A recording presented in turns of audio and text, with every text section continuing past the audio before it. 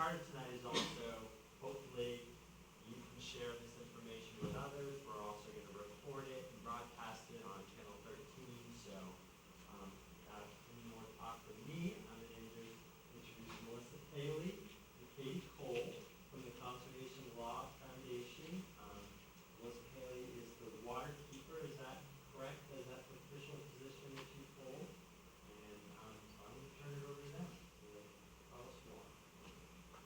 Well, thank you so much, Patrick, for inviting us to join you this evening. I know it was on short notice that you put this program together. It's great timing for us because my attorney, Katie Cole, is in her final week of working with me this summer on she has been really looking at the issue of fertilizers and how we can try to put less fertilizer into the estuary, into the rivers and bays that come up the Great Bay Pascatical Estuary. So I'm really pleased to have this chance for her to present the work that she's been really focused on this summer and to kind of help me get this ball rolling of doing a lot less fertilizer inputs into the estuary. So I had a chance last week to be out with Tony and Patrick on the Water People boat.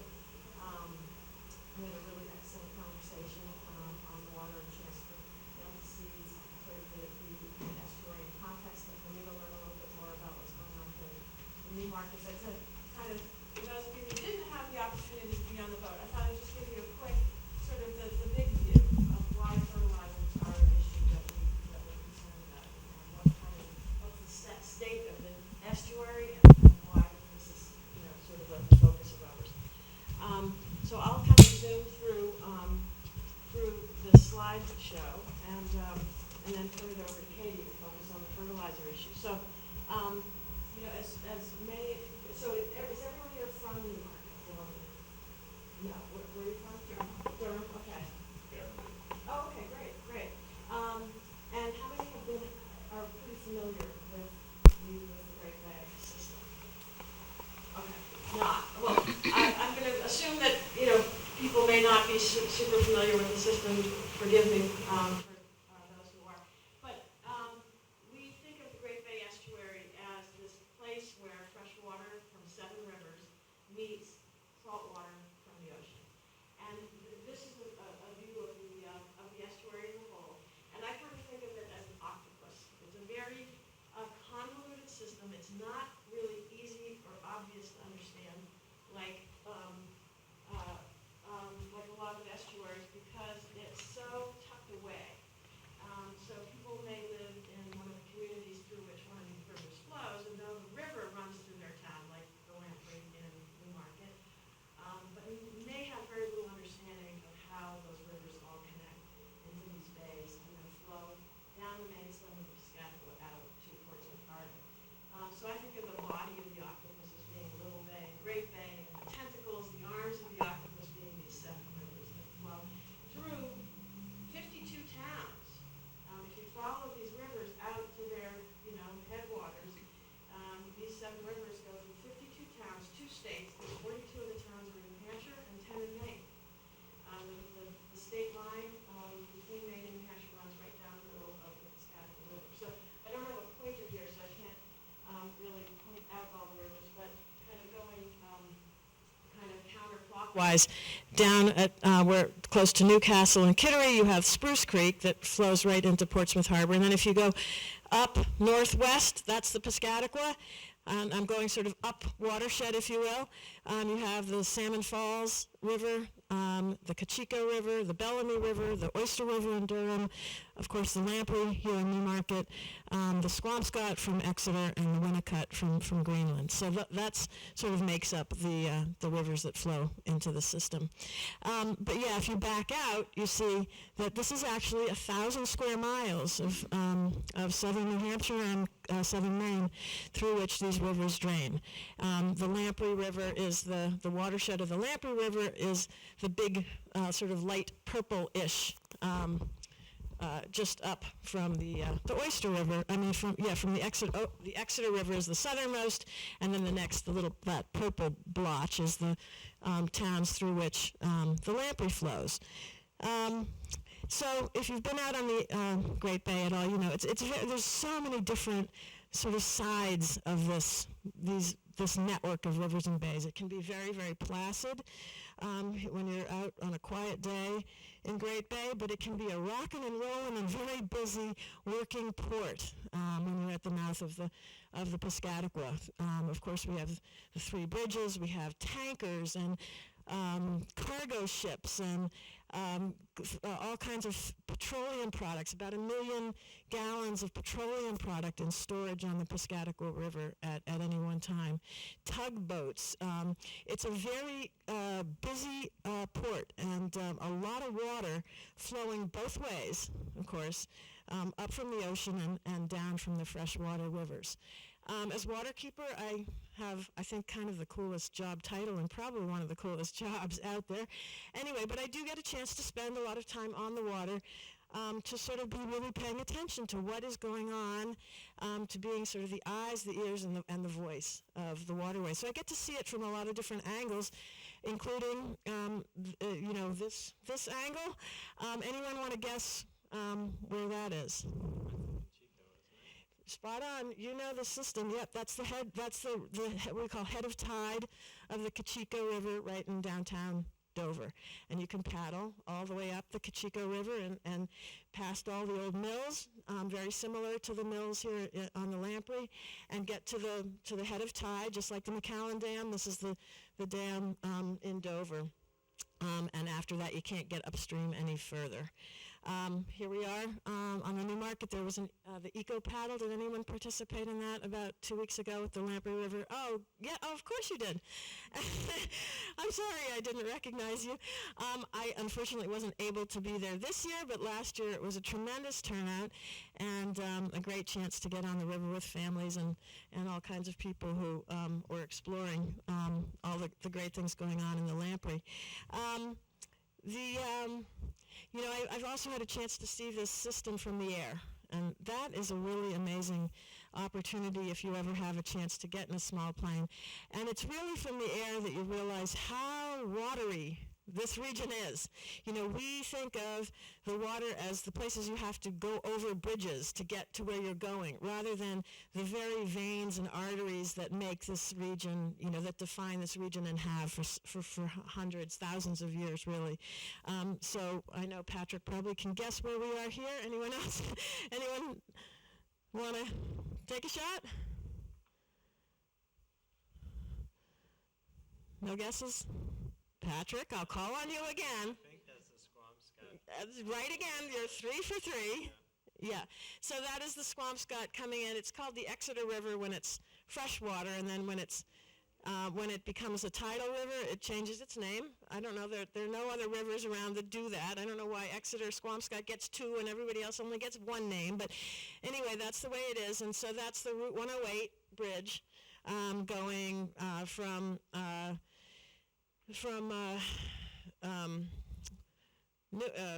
not Newington, Stratham over toward Newfields. And then at the right where the river joins the bay, that's be the very southern end of Great Bay, you can just make out the railroad bridge, and that's the Pan Am bridge that the propane tankers, the propane rail cars go into Portsmouth over that very rickety bridge. I wouldn't even want to walk on that bridge, much less put propane across it. But anyway, from the air, yeah, you really get a sense of how convoluted the system is, for one, how diverse the landscape is here. This is now the main stem of the Pascatical, and you're looking at the industrial stretch of the river with Schiller and the Newington Station and Sprague and lots of petroleum storage. And then way off in the distance now, you're looking back at the main lobe of Great Bay, and then Newmarket would be sort of way off in the distance at about like 1 or 2 o'clock there. With, of course, the Pease, the 2-mile airstrip of Pease, smack dab in the middle. So you get a sense for just how crazy a system it is. And, of course, now the tide is going in and out twice a day. And if you strip away all the political boundaries, the town boundaries, you can sort of see how it is that we're connected and why what happens in Portsmouth has an impact on what goes on in Dover, and why what happens in Newmarket affects Durham. Because the fresh water's flowing, down toward the estuary, the tide is coming in, and twice a day the system is completely mixing, in and out, in and out. So, the old adage that water always flows downhill, well, it's kind of true, but it's not entirely true. It does flow downhill, but we also have tides twice a day. So this is a giant system where our communities are intimately interconnected. And everything we do on the land in one town affects all the other tidal communities and the quality of the estuary itself. Lots to do, lots of history in our region, of course. We see it every day in our towns, out on the water. This estuary, this mixing of fresh water and salt water creates a very rich ecosystem that's home to hundreds of species of birds and animals, marine mammals, plants, and other kinds of things. It's a very unique and a very sensitive kind of ecosystem. We've had a real resurgence in seal populations. I actually just was out. Was it with you, Patrick? Yeah, we saw two, right, and Tony. Two just like really active and pretty far up in Little Bay, which was quite unusual for me anyway. The striper season, I think it's not going so well right now, but they had a good early season. Anyway, lots of recreational fishing. I'm sure many of you have seen the Horseshoe Crabs. That's an incredible part of our estuary here. We have a very robust population of Horseshoe Crabs that mate in the spring, and you see them on shore like this, and then they go back into the deeper water. Of course, we've got a lot of things that we eat and drink that come out of our estuary. We have about 20 or so commercial oyster farmers in Little Bay right now, producing this year maybe upwards of 500,000 oysters that are landing at restaurants in Portsmouth and elsewhere. They're a very vital part of our ecosystem. Squamscott soda, made from water right here around the Lamprey River, and probably more beer breweries using water from our watershed here than this is like only scratching the surface. And of course that deciduous is right here in Newmarket. So lots of water that's feeding us, quenching our thirst, and so on. So I'm going to talk just for a minute about eelgrass. It's really sort of one of the major species by which we measure the health of this estuary. And that's why I want to focus on this, because our conversation about nitrogen is really, in part because it's really impacting this particular plant, which has a sort of unfortunate name. People have bad associations with eels, and therefore eelgrass maybe isn't the best suited name, but let's call it seagrass because that sounds nicer. Eelgrass is a plant that's a foundational species for estuaries all over the world. The species that we have here in the North Atlantic is called Zostera marina, and in our estuary, when it was healthy, we had thousands of acres of eelgrass meadows in the shallows throughout Great Bay, through much of Little Bay, up into the river system, the tidal portion of the rivers, down in the Portsmouth Harbor area. And in around 96, which is what we use as the baseline for understanding how much eelgrass there was in this system, we had about 3,000 acres. And rich meadows of eelgrass, and it's a very important plant because it does a lot of different things. It provides a lot of habitat for young fish and shellfish. About 70% of the commercial fisheries in the North Atlantic get their start in estuaries just like this with eelgrass meadows. And, as you are well aware, our fisheries in the North Atlantic are in a very poor state of affairs, in part because we've lost so much function in our estuary ecosystems. Eelgrass is a green plant. It photosynthesizes. It produces oxygen. The roots of eelgrass form mats that hold the sediment in place. And that's a really important function in a shallow system like ours with so much water flowing both ways all the time. We have some of the swiftest currents of any river system in the continental U.S. So the roots of those eelgrass plants keep that sediment in place and keep it from being stirred up and making the water very turbid. So I've had the great privilege of being out to really monitor the health of these eelgrass beds with scientists from UNH. Dr. Short is the guy with the cap on there, and he is one of the world's experts on eelgrass. He's just retired from the faculty at the Jackson Lab, and he's been studying eelgrass all over the world, but especially here in Great Bay for over 40 years, and he has a very good, very long data sets on what's been happening. So there you sort of see some eelgrass in Great Bay. At low tide, you can see it. We had a chance to go over some of these beds and actually get a peek at some of these eelgrass areas, and there you see it. But unfortunately, we have lost about 50% of the acreage of eelgrass in our estuary over the last 20 years. And we have even more so, we've lost about 80% of the biomass.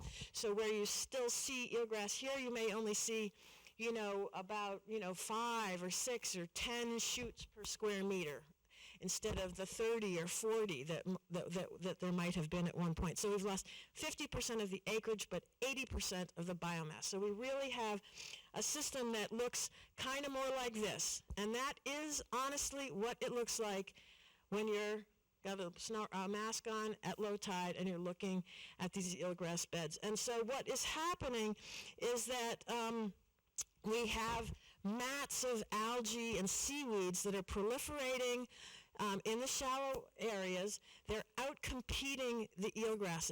Eelgrass is a sort of a fussy plant. It likes clear sunlight, clear water, and these algae and seaweeds grow faster largely because of the nitrogen that's getting into the water. Nitrogen is a nutrient. We put it on our grasses to make it grow and so on, and a little bit of nitrogen is an important and an essential element for growth. But too much of it is like too much dessert, and that's sort of the bottom line. And we have 3 times too much nitrogen in our estuary right now to achieve the thresholds of health that eelgrass needs.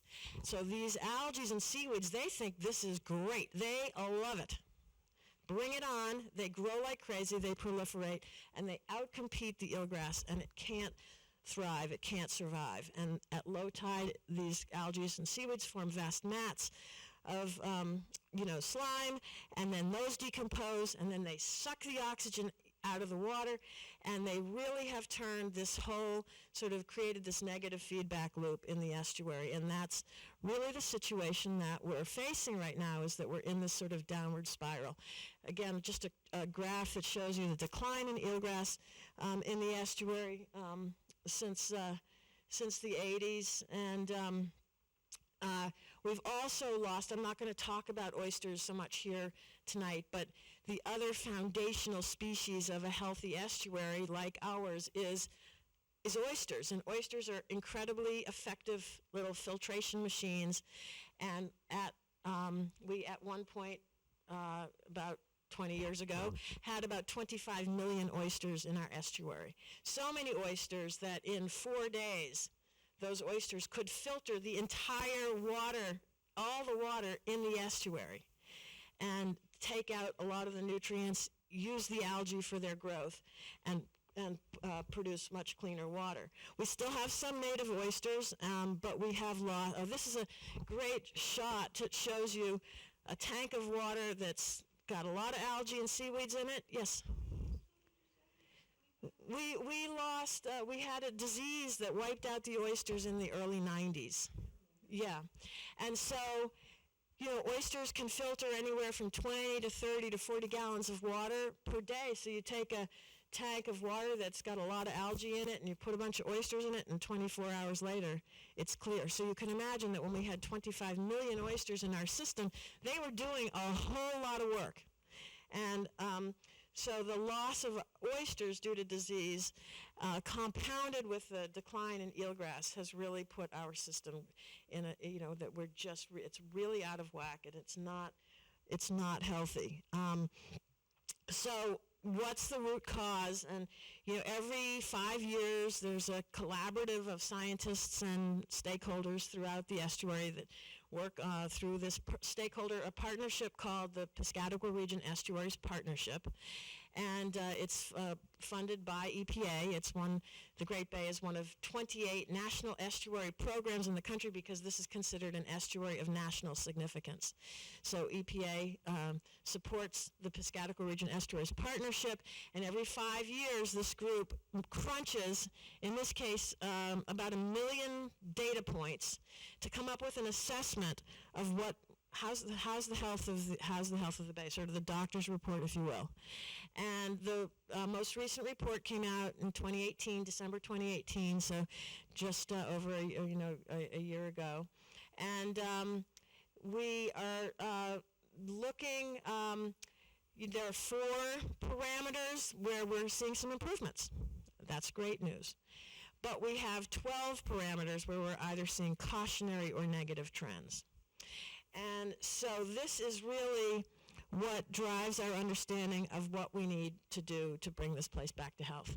And in the Estuaries report, this isn't my opinion, this is the consensus view of the scientists who study this estuary, is that nutrient loading, nitrogen being one of the primary nutrients, is a critical stressor. And though we are making strides, we have a lot of work to do, especially in rainy years. And I'm going to talk about why rainy years. So where does this nitrogen come from? Well, as Patrick mentioned, a third of it comes from the blue chunk of the pie chart, wastewater treatment plants. So in our 52 communities, we have 18 wastewater treatment plants. And the larger ones, about 8 of them are sizable.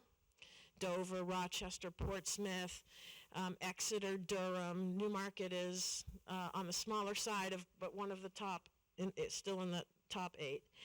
And so we have a lot of our nitrogen coming from sewage treatment, from sewage. So the good news is that in the past 5 years, largely due to legal action by my group and others that had forced the Environmental Protection Agency to finally enforce the Clean Water Act, which it had sort of been asleep at the wheel at for a very long time, EPA did step up and insist that communities that were operating very antiquated wastewater treatment plants get on the same program that other communities around the country have been doing for the past couple decades and improve the quality of wastewater. And Newmarket stepped up, had a consent order, it wasn't just voluntary, but really stepped up, along with many other communities around here. This is Dover. Dover has substantially improved the quality of their wastewater treatment plant. Exeter's new facility just came online in this month. In June of this year. Portsmouth, this is an old shot of Portsmouth, but Pierce Island is under construction now. It will be done a year from now. It's the last of the communities to actually finish its major upgrade at its Pierce Island plant. Props to this community. Newmarket's plant came online in 2016, or 2017, I guess it was 2017. $14 million, brand new wastewater treatment plant here. You guys went from being one of the worst polluters, had the highest amount of nitrogen coming out of your plant, to you now are the best performing in the entire watershed. So you guys have a lot to be proud of here in Newmarket. For a small town to have stepped up and really operating, you're now discharging between 3 and 5 micrograms per liter of nitrogen. Exeter is right on your heels. I can tell you they want to meet your discharge limits, but it's really great news. So that's the happy side of the story, that over the last 5 years, about $200 million in taxpayer money has been spent to upgrade wastewater treatment plants around this estuary. And again, when Portsmouth comes online, it's going to be a real game changer for water quality. There's a chart of your effluent here in Newmarket. You can see how precipitously you went from very high discharge limits up around 40 to down around between 3 and 5. But, the big but, so tremendous progress on 1/3 of the nitrogen problem. So now we got that big yellow chunk, the 2/3 of the pie. And that's where we are now really shifting our focus at all kinds of levels. EPA has this stormwater management program called MS4 that you may have heard about. We're doing a lot of work on the advocacy side around stormwater management. EPA is contemplating a general permit for nitrogen you may have heard about to change the permitting process for regulated communities. There's a lot of focus now on how we get serious about the stormwater issue. So where does all that stormwater come from? Where does all this nitrogen come from? You can see the big piece of the pie. We've got 4 major chunks, and I'll just quickly cue it up so Katie can dive into the red portion. We've had, our population has doubled in the Seacoast region over the past 50 years. That means there's obviously more waste at the wastewater treatment plants, but about half of the communities, half of the people in our watershed are on septic systems. So septic systems have grown, the number of septic systems has increased dramatically, and septic systems, I actually thought I had a slide of septic systems. They are designed to break down bacteria so that it doesn't get into your drinking water well that is supposed to be at least 100 feet away or something. They don't deal with nitrogen. Septic systems were never designed to mitigate for nitrogen. It's very water soluble. It goes into the holding tank, right out through the leach field, and right on into the nearest wetland or stream. So that is a large source. About 1/3 of our so-called non-point source of nitrogen comes from septic systems. But a whole lot of it washes into our rivers and bays every time it rains. And if you stop to pay attention to storm drains, you will begin to see, oh my God, there are storm drains everywhere, in every neighborhood, throughout your downtown district, and people rarely stop to think about what happens to the water once it goes down the drain. Does it go into your wastewater treatment plant? No. It goes directly to the nearest water body. And that's why it's so important to be thinking about what we put on the land so that it doesn't go down the drain, and in this case, go into Spruce Creek in Kittery. There's my slide about septic systems. Anyway, pet waste is another source of nitrogen. Maybe 10 to 15% of the nitrogen comes from pets. People think, well, why is a dog waste any different than deer waste? The problem being, of course, that dogs and deer eat very different things. Like dogs are eating very processed foods with a lot of meat products and things like that. It's not just like, deer poop. But anyway, I want to go back now to this, what we see here, about 30%, 27% of the nitrogen load in our estuary that we estimate comes from chemical fertilizers. That's lawn fertilizers. And so this is where I'm going to turn it over to Katie, who has spent the last 8 weeks working with me to really dig in to what we can do, how we can tackle this big chunk of the nitrogen load in the estuary. So with that, she's got her slides. Okay. And isn't it on here? oh, yeah, it is. Sorry, there was some technical difficulties when we first got here. Is this on? Is this just for the... For the camera, actually. Okay.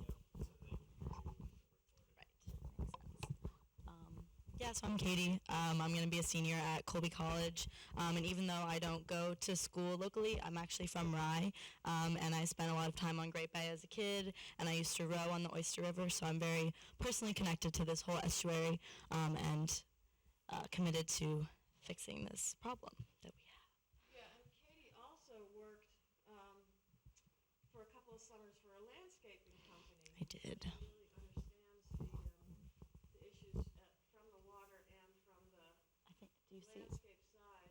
It says Casey Newmarket presentation. It's working. Wait, do you want me to do it? Yeah, because I think you just want to. just open it, right? Why don't you do it?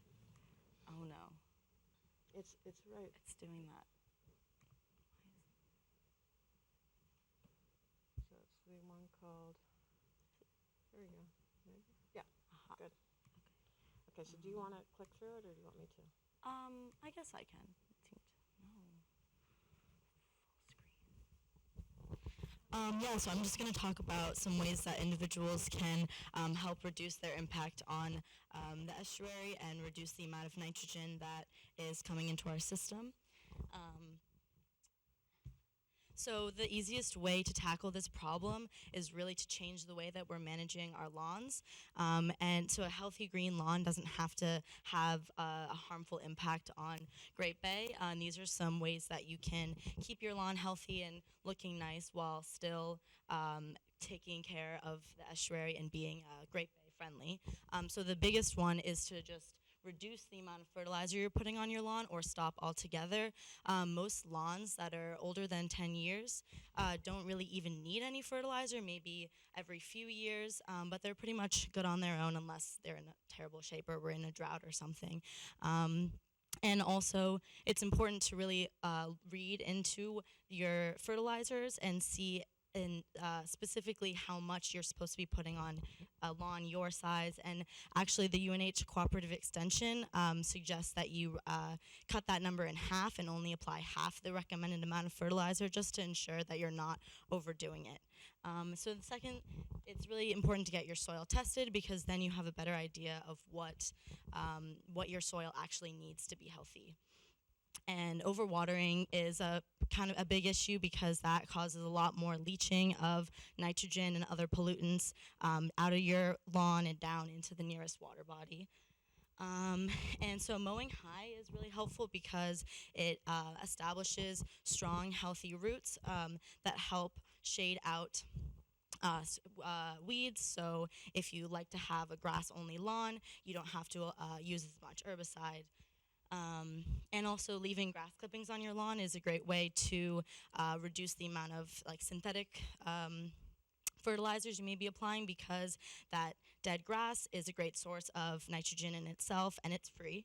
And then also it's crucial that you make sure you're not applying fertilizer if it's about to rain or if it's going to rain anytime soon because then all the fertilizer you just put all over your lawn is just going to get washed away right into the nearest stream or wetland or right into Great Bay itself. So then moving on to more intensive landscaping ways that you can make your lawn more bay friendly. So vegetated buffers are essentially a protective barrier between your property and the nearest water body. So they basically act as a filter as the runoff is coming through the buffer. The plants in the buffer take up all of that nitrogen or hopefully all of it, but in most cases some of it probably gets through. And so instead of that runoff just going right into the water, the nitrogen is taken up and the water is essentially cleaned and then goes into the nearest water body without all the excess pollutants. And so there are three main approaches to establishing a buffer on your property. The first one is natural buffer. So that's just designating an area and stop maintaining it, just let it grow. And this is the easiest way and cheapest to establish a buffer, but it's also the slowest at establishing an effective filtering buffer because grass and herbaceous plants have shallower roots, so they don't have as high of a capacity to take up nitrogen out of the soil. So the second option is a landscaped buffer. So that's essentially making like a garden bed. You can see the one on the left is natural and the second one's landscaped. So that's planting native trees and shrubs. And this is the most labor intensive and probably the most expensive way to establish a buffer, but it is the fastest at creating an effective filtering buffer that will help keep the water clean. And then the third option is an enhanced buffer, so it's a good combination of the two. It's just you let that area grow, let whatever grow in there, but you can also augment it with trees or shrubs to kind of establish a faster, more better filtering buffer. So the Shoreline Water Quality Protection Act is New Hampshire's state regulation that designates minimum requirements for use and development in designated shoreland areas in the protected state water bodies. And so it has some buffer requirements. This is for if you're building now. So you can't remove any ground cover or shrubs within 50 feet of the shoreline. Removing trees may be permissible, but it depends on the amount of trees in the buffer and the size. So there's they have a complicated grid system that you can look into more if this was ever came up in your building. And then between 50 and 100 feet, 150 feet of the shoreline, 25% of that property needs to remain managed as natural woodland. So this means you can't remove any native trees, shrubs, or ground cover in this area. And so this is also any area that's been cleared before July 1st, 2008 can be maintained, but it can't be enlarged. So if you've already built a nice big house and have a nice big green lawn that goes right down to Great Bay, you are not required to put in a buffer, unfortunately.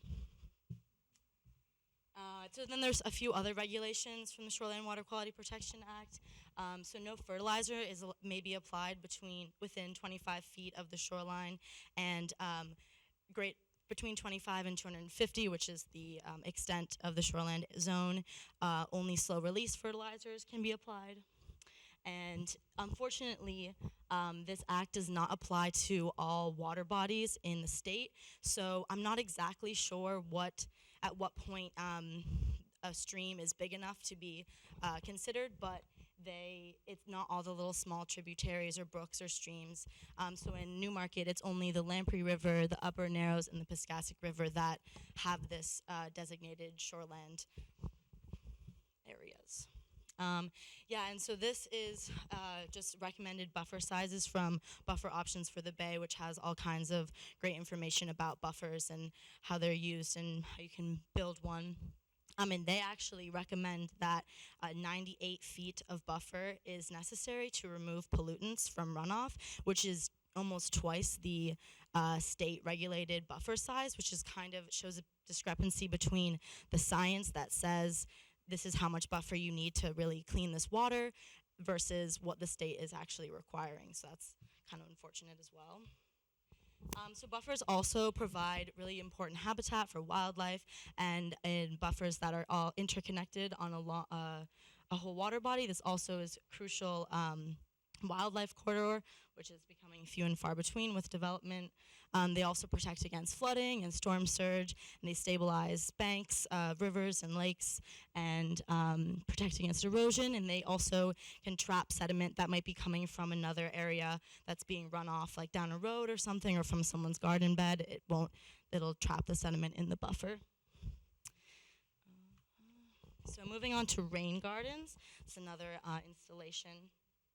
So it's a depression in the ground planted with native plants and shrubs, and the water is directed from downspouts and driveways and other paved surfaces, and then it's collected in this rain garden, and it's allowed to infiltrate into the ground, which is important for the infiltration of all kinds of pollutants, especially nitrogen, because then all those plants can take up that nitrogen, and as the water continues to move through the watershed, it no longer contains all that polluting nitrogen.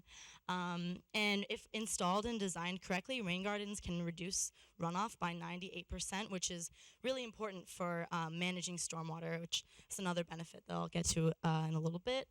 And so some people are worried that collecting the stormwater in a garden might attract mosquitoes and have them plant their larvae or nest in that water, but the water will infiltrate within 1 to 2 days, and it doesn't sustain mosquitoes, so that's not an issue. And so I just wanted to include this graphic because I think it shows pretty well how a rain garden in theory works. It's from Puget Sound. They have a 12,000 rain gardens campaign out there. And so you can see the water is coming on this roof through the downspout into the garden. It's infiltrating, the plants are taking up the nitrogen, and then essentially clean water is what leaves the garden. And I also just think that this is a really cool campaign, and it kind of really brings the important connection to people and the place. So like just 12,000 rain gardens seems a huge number. I think they have over 6,000 already, and it would be really cool to kind of see something like this in Great Bay. How many rain gardens can we get around Great Bay, and how can we all, do our part to clean up the bay? And so there's some important considerations. Rain gardens are not suitable for all sites.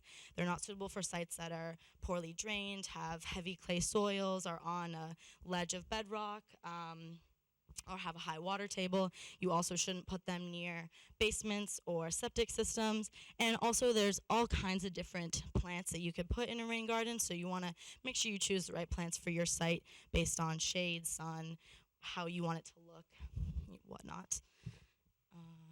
And so other benefits of rain gardens, like I said, that collecting all this water and allowing it to infiltrate really helps to recharge groundwater, and it also helps to manage flooding and control erosion. And they also provide food and habitat for pollinators. Native plants are really important for our bees and butterflies and birds, and having these in your garden will attract all of those wonderful creatures. And also, of course, it just adds beauty to your property. So there are lots of other ways to manage stormwater and prevent polluted runoff from entering Great Bay. So you have pervious walkways and patios, so that unlike an impervious surface that the water will just run off of, it's able to infiltrate down in there. And then rain barrels collect water. I feel like rain barrel is kind of a cheaper version of a rain garden because you're collecting all that water, and then you can use it to water your other garden beds or indoor plants. We also have vegetated swales, which is a shallow channel with plants in it that collects water and allows runoff to absorb. The one on the left is the left is a kind of a more landscaped, fancier looking one, but the one on the right is actually from Dover, and it doesn't look like a whole lot. You can kind of see how the ground is slightly depressed there, but it's a very simple, only planted with grass, easy to maintain vegetated swale that helps manage stormwater, so they don't have to be these big, elaborate construction projects. So even more, we have driveways and drip line, infiltration trenches, dry wells, infiltration steps, and water bars. And those are pretty important if you have waterfront property that has a steep slope for managing that runoff. And finally, I just wanted to share with you all a little bit about other communities that I've talked to and what I've learned about what other communities are doing about this issue. So Exeter actually has amended their zoning ordinance so that their shoreline protection district includes all the small little streams and tributaries that aren't included in the state regulation. Which is awesome. That's something, Newmarket could do, so you have all those little tributaries and streams and brooks running through the town. Also, the Healthy Lawns Clean Water Committee held a free lawn care clinic that educated people about fertilizing their lawns and how to read a fertilizer bag, how to calibrate a spreader, how to test your soil and read the soil test and understand what it's telling you, what your lawn needs. Portsmouth and Dover both have recently passed resolutions against using toxic pesticides, and in Dover, toxic pesticides and fertilizers. So in Portsmouth, they've fully transitioned to an organics-only program. They use cultural practices for pest management, and they have organic compost tea fertilizer on all public lands. Unfortunately, Dover has yet to budget for an organics program, but I've been told that they're going to in the next budgeting period or fiscal year, not sure. And then, also Durham, Greenland, Exeter, Newfields, and Newcastle, all those towns don't use any fertilizer on their town-owned lands, and that just shows that you don't need a resolution or a regulation or something, concrete in the books in order to stop using these chemicals. Towns can just make the choice to switch on their own. And then New York has a Lawns to Lobsters initiative, which educates community members and the town about how to basically my whole first slide about lawn care management for clean water. And I think that's it. Oh, questions? I am not an expert, but I've learned a lot, and I will try to answer all your questions. And if I don't know any answers, Melissa could probably help me out. Newmarket doing? Well, the reason I'm here, kind of, is because I called Patrick about that because I was reaching out to a lot of different communities to see, or a lot of conservation commissions to see what are you guys doing, and Patrick was like, well, not a whole lot. Why don't you come tell us about it? So aside from the wastewater treatment plant, no. Yes, a lot of places still use Roundup.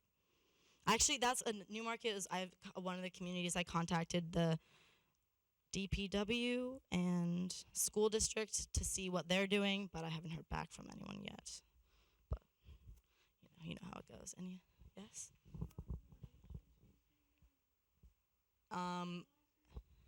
I don't know actually. I would like to think that no, they are not, especially because they have the UNH cooperative extension that does tons of work on this issue. But that's the issue with playing fields is people say, oh, it's not safe for us to not use fertilizers and pesticides on this field. We need them to be perfect fields because people are playing on them, and you can't have athletes, there can't be dirt patches. So that's I don't know what UNH is doing. I'd like to think. I know, actually, not to speak highly of where I go to school, but we have at Colby all of the lands. I don't know about the athletic fields, but all of our green spaces are managed organically and with cultural practices in the soil. So that's nice. Any other questions?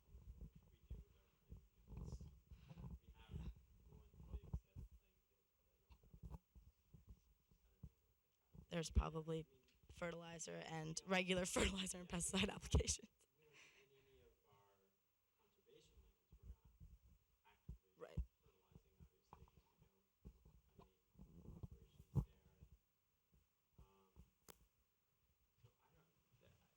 As far as open fields, I don't know that there's a lot in Newmarket that are right on the waterfront. Mm-hmm. There's lawns Right.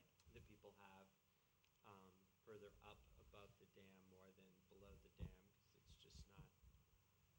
It's too steep in a lot of places to have a lawn right along that lower lamprey. But so I think it probably does come more from individual use than things the town is doing. Yeah. Because the town just doesn't have that much public property that it's managing. Yeah. Really, there aren't that many places other than our major playing fields, which are used both by our schools and our rec department. So. Yeah, I think that's the case for most places, and why it's so important to educate homeowners about what they can do, because homeowners kind of control most of the land in most towns, I feel like, percentage-wise, probably. I just want to point out, too, that there's been a lot of focus on shorefront property owners. But the point here is that, when you're out on Great Bay, yes, there are some shorefront owners in Stratham and Greenland, certainly in Newmarket where you have Moody Point, and, there are definitely developments on the shore. But the nitrogen problem we have in the estuary is not just from shorefront property owners. It is from everybody who lives in the estuary, because the water is getting into the smaller order streams, it's getting into, groundwater, and it's making its way to the estuary. So the focus it's not that shorefront owners don't have a special responsibility, an extra responsibility to be good stewards and to make sure those buffers are, that they're being very mindful of what they do on their lands, but the responsibility is much more widespread than that. Yeah. So that actually is my question, because it's not waterfront for sure, but it's swamp front. Right. Property that I live on, and so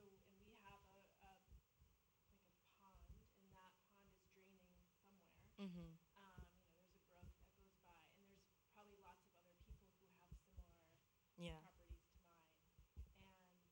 mine. And I guess my question is about the buffers. Like, are there specific suggestions for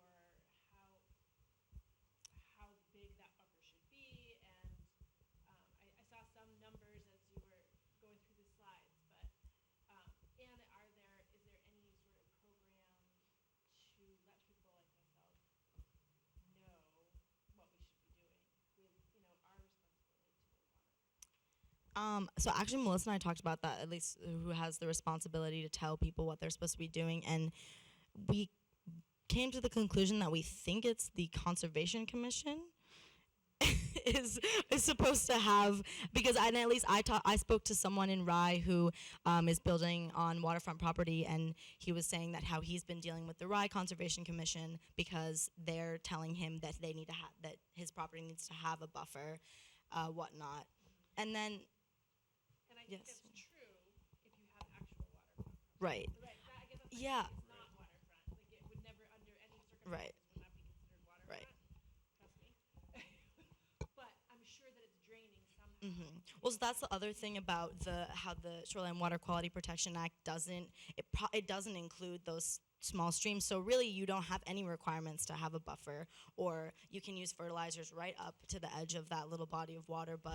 And I don't know. I don't really think that the size of the water body, like the pond or the stream, has an impact on how large you'd want the buffer to be to effectively filter stormwater, but I'm not sure. And I think that's the other thing is with your property, so you might really not be able to put in a buffer, but you could still have a rain garden or direct your stormwater somewhere else to try and mitigate the runoff from your whole property instead of, because buffers are it's kind of a big project to get into, especially if you don't have a lot of property and you don't want to have to, get rid of your whole yard. So. Are there good, effective means of controlling things like dandelion and stuff without using fertilizer? I don't know exactly, but I would guess that cultural practices, which focus on improving the health of the soil and the soil microbes and the organic material in the soil, that's kind of, I don't know a whole ton about cultural practices, but that's basically the gist of it. Dandelions, I mean, you can dig them out yourself. But yeah, I guess I personally don't know a good way to deal with that, but Melissa might know. Probably a little far to go up to York. Oh, yeah. There's a fantastic Ace Hardware store in York called Eldridge Lumber. And they decided as a business to stop selling anything, any Roundup products, anything toxic. And the floor manager there is just encyclopedic about alternatives and how to handle things like dandelions and grubs and things which people think, oh, you couldn't possibly control that without chemicals. And I think he would certainly agree with Katie that I think planting clover, having a grass seed that has clover mixed in, and a lot of the grass seeds have eliminated clover.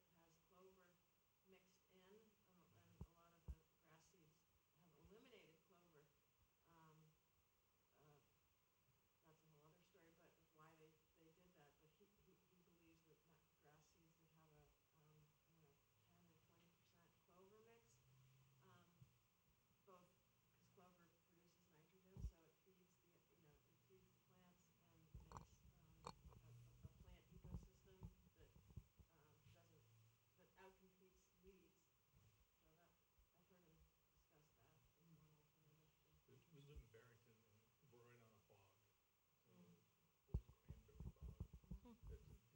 the whole back part of our property. But Barrington is mostly it's like a sand pit that they threw some dirt on and put grass on top of it. And so yeah. In fact, the water back of our yard, we're trying to figure out what to do because it's just washing away because the topsoil that they put in when they built the house is starting to go away, and underneath it's just sand. And it's just kind of going. So we're trying to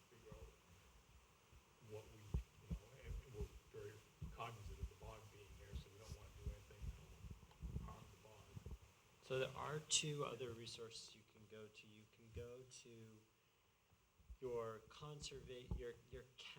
conservation district. So they have some information to help people, because it is more, those county conservation commissions are more focused on agricultural uses, so they at least can tell you about the types of soil and some of the practices you can use. I think Katie's true. Finding out what your soil can sustain naturally might be helpful in making the choices that otherwise you might just be doing that same thing year after year, Right. and costs a lot of money. This is not to address the need to get rid of the dandelions, but Durham has a big program in the springtime that encourages people to grow dandelions because they're one of the earliest flowers in the spring, and they attract pollinators. And they actually have a photo contest for people who grow the most dandelions on their Wow, lawn. that's awesome. So think about that.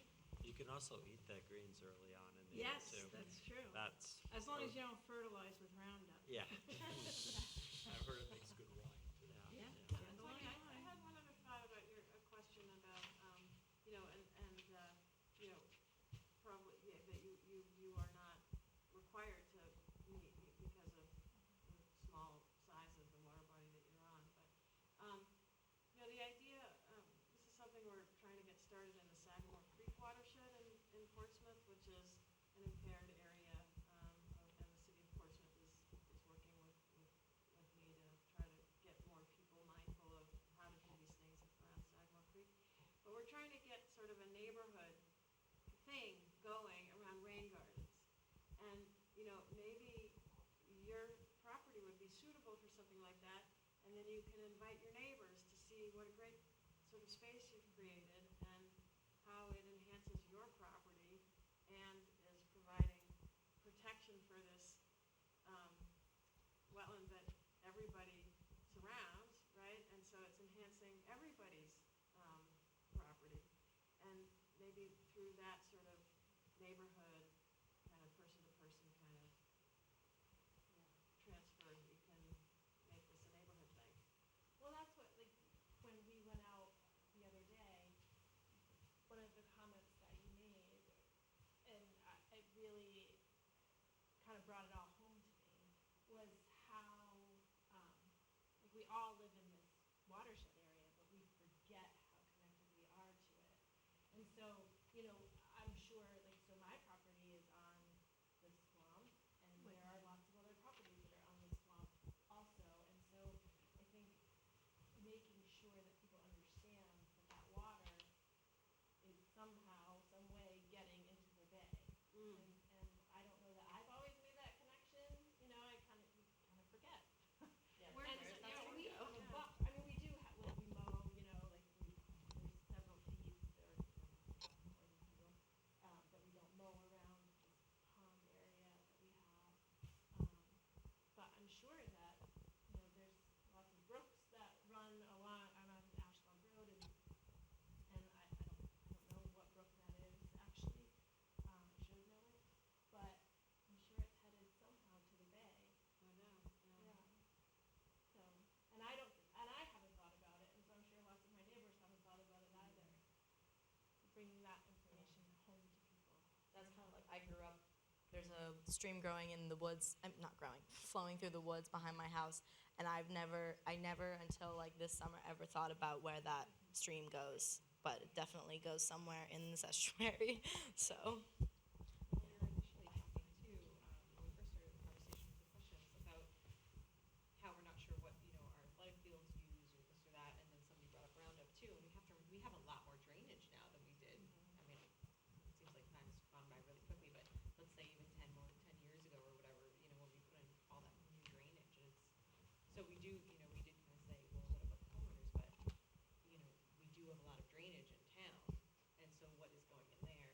for what drainage meaning reason? like culverts and storm drains and things? Yeah, we have a lot more now, because we used to have really bad flooding, so, Uh-huh. we do have a lot more than Tackle we that used same to. problem with rain gardens. Well, But what are, absolutely. you know, what's draining from those too, so. Yeah, and that's the other thing that I was thinking about is too collecting stormwater in any form, like in a rain garden, rain barrel, is also, it's not just tackling the fertilizer problem, it also is the atmospheric deposition, like that rain that has nitrogen in it. If it's not just the fertilizer issue, but also is tackling that large blue chunk of the pie. I just thought about that. And so it's a quality, and as you just mentioned, it's also managing the quantity issue. So if you capture that rain and let it soak, it's not running off, and you don't have these such spiky, flashy watersheds and flooding problems. I mean, wetlands are, right, they're nature's sponge, right? And, but a lot of our development has compromised the capacity of wetlands to function. So if we recreate some of that storage and that place where water can soak in. So is the rainwater coming off your roof, is it contaminated, or is it? Yes.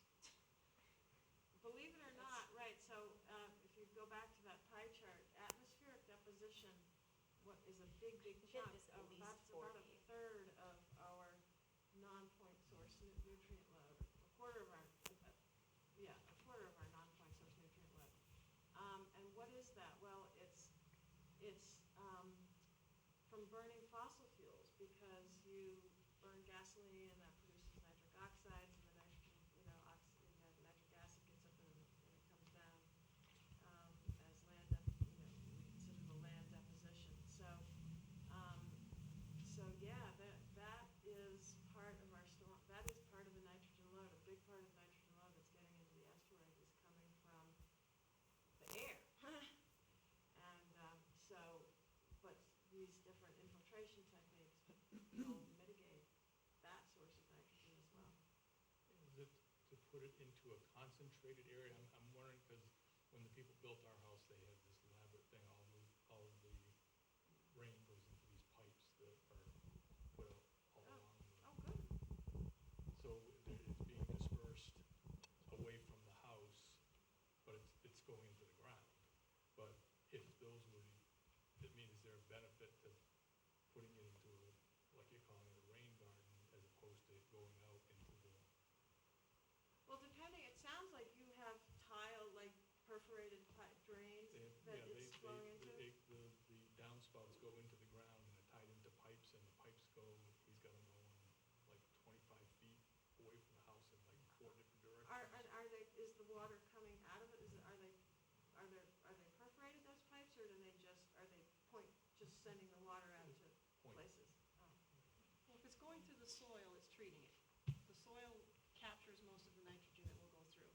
So as long as your rainwater or driveway water or roof water or whatever water is going through soil, it reaches a stream more slowly, so you're less splashy with your stream, and it's also capturing most of your nutrients. So put the water in the soil as much as you can, and minimize the amount of lawn you have. And if you have dandelions, let them be. Lawns are horrible as far as treating stormwater and getting rid of nutrients. It's just a tad notch above just pavement. Most of the water just runs off. It's not infiltrating through. The higher up you get, the more three-dimensional you get, the more water gets trapped and infiltrated in. So if you have a short lawn, especially if it's mowed really short, that's water just washing off basically. But if you can find some way to have, I have tons of lilies around my house because they're long, and the base above the soil is 8 inches high. It's hitting that first, and then it hits the soil. Anytime rainwater is hitting the soil directly, it's a punch.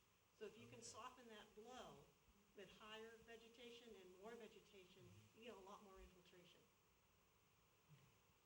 And I'm from Dover, and I'll address the point about, I don't know why they did this, but in the town of Dover, they have Berrybrook is a federally impaired water body, so it's on the federal nasty list. They had to do something to clean it up.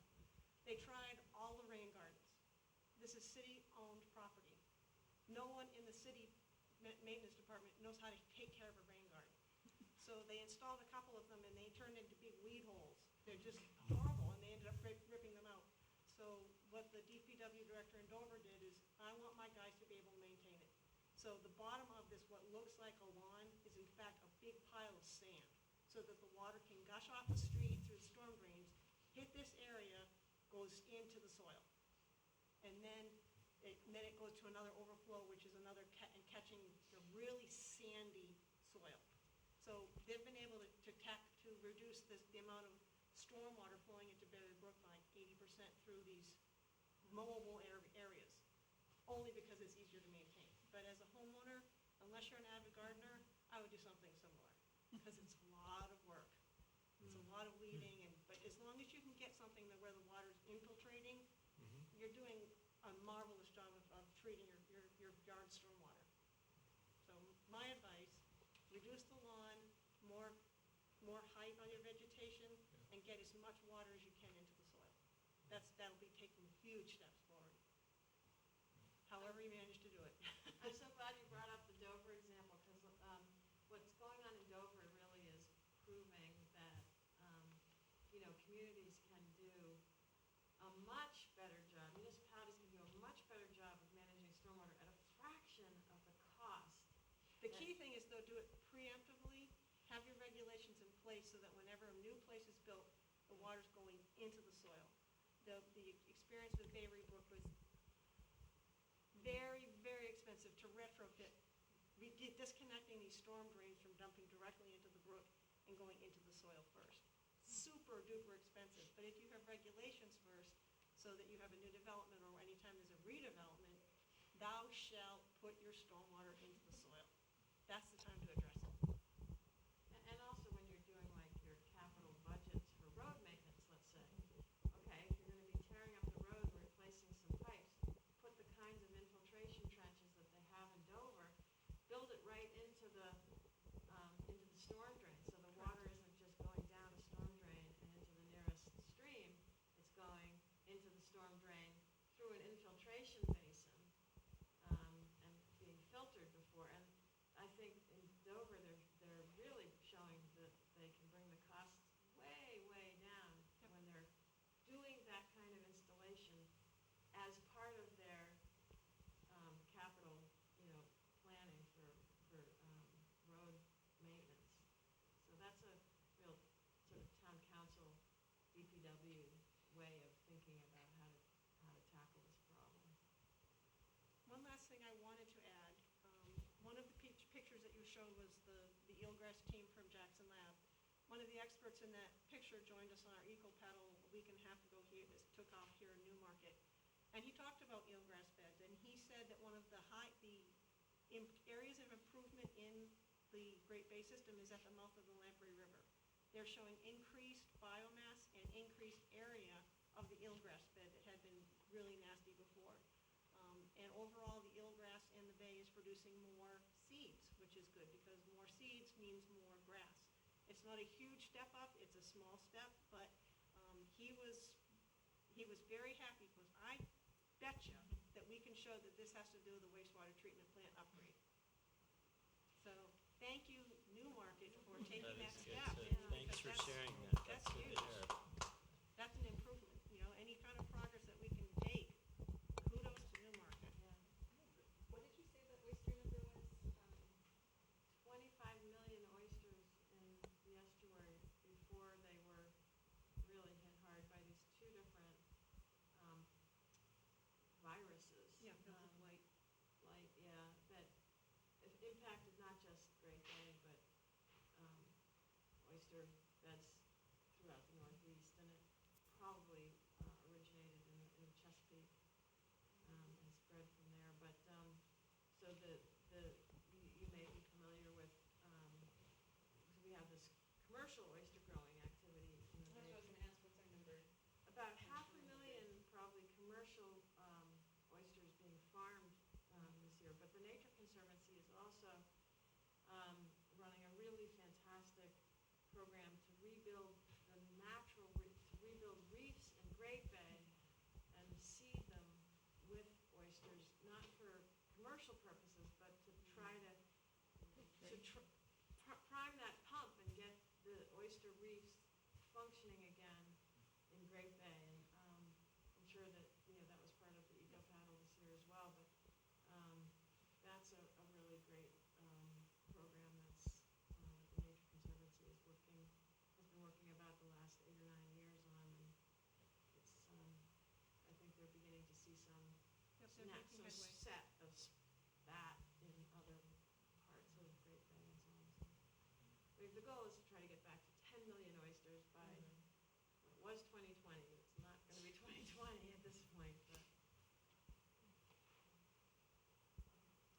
Great little There's all sorts discussion. of resources out there. There's a really popular Soak Up the Rain program. They tell you how to get waters to soak in. Your conservation commissions can help you. The county soil conservation services can really be helpful. Cooperative Extension has tons of information. I work for the Lamprey River Advisory Committee. Go to our website. We've got all sorts of fact sheets and fun things that you can do. And it's simple. It's not a life-altering, major, life-changing thing to make improvements. We all can do something. Plant a tree. That makes a huge difference. Plant a tree, or two, or three. Stop fertilizing your lawn. Those are two big things that don't really cost anything, and they have, collectively, they'll have a huge impact. Do you think there's a part of Newmarket that would be kind of receptive to being kind of a test case for, I think if you can sort of start this process at sort of a neighborhood scale, and do it in a very positive, not sort of a regulatory way, but let's see how many, see if we set a goal for 10 rain gardens and work away, and maybe the Lamprey River Advisory Committee and the Conservation Commission, could, but, is there some area where maybe people have a kind of a clear connection to either the Lamprey or itself or a major tributary? Very doable. I was just talking to someone who lives along the river, right there at Rivermore, and she was talking about the beautiful, lovely gardens that are all along the river, and she said, whenever there's a rain event, she watches the stormwater run through those gardens and go straight into the river. And those are all probably fertilized, and they're beautiful. They're really pretty, and people love to get their ice cream and walk that path. But to do some sort of education or pilot project or something like that would probably have, that would probably be the most bang for the buck right there. Yeah. And is that town-owned? No. Nope. No, that would have to be some sort of initiative, again, that would feel good, this is what you guys can do for the community. Yeah, I don't know exactly who owns it, I don't know if it's I think it's the association, I don't think it's individuals. I'm not sure how that works exactly. It's a condo project.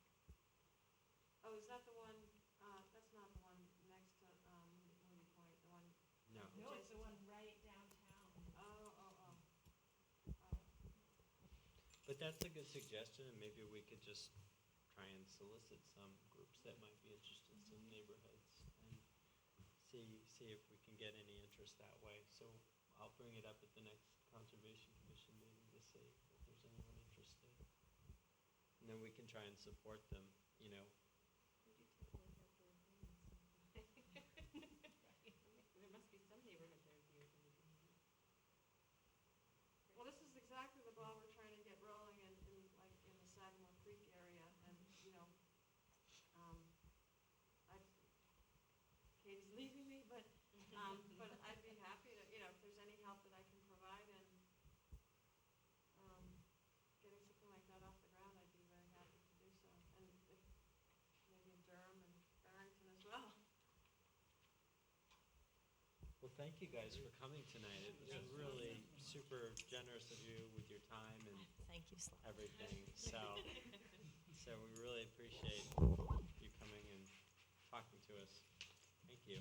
Thanks for inviting us,